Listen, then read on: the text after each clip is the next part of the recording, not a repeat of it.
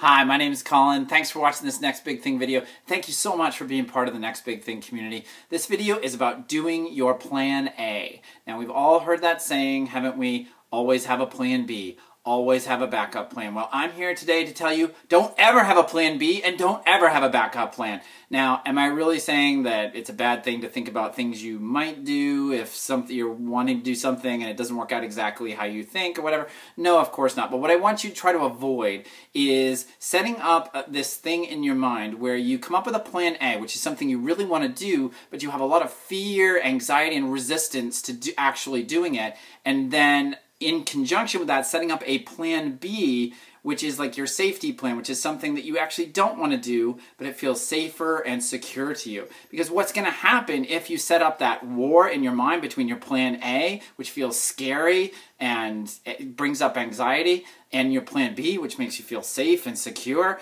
is it's going to become a self-fulfilling prophecy, right? I mean, you might half-heartedly go after your plan A, but at the first sign of trouble, or the second sign of trouble, or the third sign of trouble, you're going to give up and do your plan B, because that's what felt safer and secure to you all along. It's kind of setting yourself up to sabotage yourself and set yourself up for failing at your plan A. So even though plan B might feel safer to you, you're going to feel like a failure because you didn't do what you really wanted to do, your plan A. So let me give you an example. Let's take two different people who want the same thing, but here's how they talk about it to you.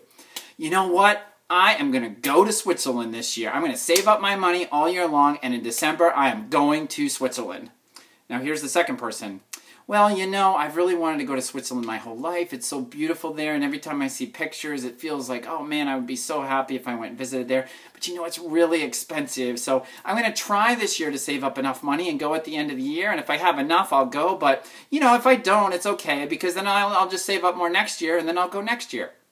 Now, if you had to pick who you think over the course of their life is really going to make it to Switzerland between one of those two people, if I told you only one of them was going to make it, who would you pick?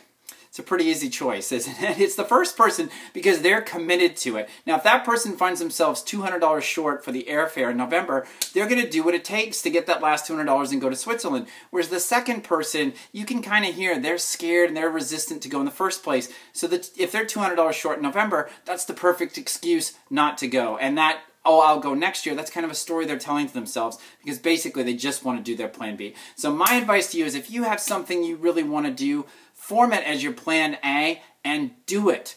Don't be afraid. Just do it. Feel the fear and do it anyway. Don't set up that war in your mind.